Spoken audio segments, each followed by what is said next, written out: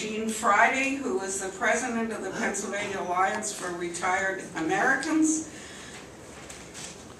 She's a retired chemist and steel worker from Westmoreland County.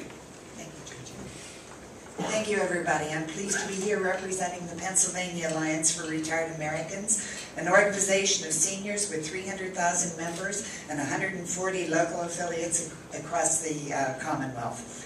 Our organization stands in strong opposition to the bill, House Bill 934, because requiring a voter ID to vote would be devastating to many seniors in Pennsylvania.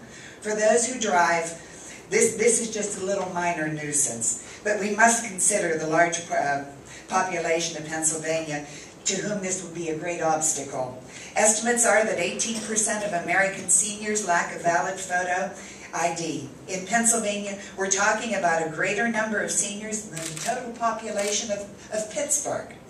It's unthinkable that men and women who voted their polling places for decades could show up next year and be turned away. The very idea ought to send shivers up and down the spine of anyone who cares about democracy. I'm going to skip some of this. Personally, I'm president of the Steelworkers Organization of Active Retirees at the Clairton Coke Works, the U.S. Steel plant. And I have a woman in my retiree group, Mary Gaza, who just turned 100 in January. We had a lovely birthday party for her. She's quite healthy, both mentally and physically, and she still line dances. However, last year she had an accident when hitting a curb, which only damaged her car. As a result, her license was taken away from her. She's been voting at the same polling place for over a century, half a century, and voting is very important to Mary. She's been very active working for some of our local representatives. She's lived through a depression, 2 world wars, the loss of her only child, a physician, and much more. If this bill passes, she'll have to locate her birth certificate and marriage license, find transportation to the Department of Motor Vehicles, and attempt to acquire a state ID. I find it very disturbing that after all these years, in order to cast a ballot as a 100-year-old this November, she might have to jump over these additional hurdles. Mary will be all right because our retiree chapter will make sure that she gets to vote. But I worry about other seniors out there who don't have the social or family support that Mary has.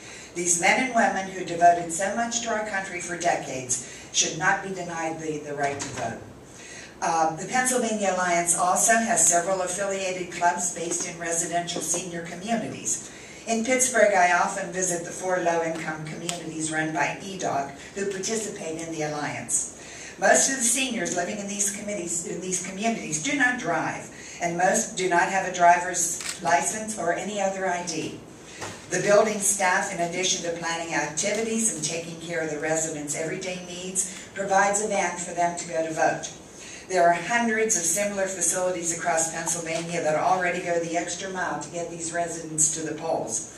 How can we ask the staff people to these buildings to add arranging trips to the motor vehicle department, making requests for documents, and other added burdens to all the great work they already do for the residents? This is really going to be a large problem for us to help these people get their IDs. I hope the representatives and senators who are not standing here with us today think it's worth denying so many seniors the right to vote while creating difficult hurdles for so many just to combat fraud that no one can prove has ever happened in the first place. To seniors, this is an issue of respect for the rights of our generation. The Alliance for Retired Americans will make sure our members and our seniors all know which representatives showed us that respect and which did not. Thank you for allowing me to speak today.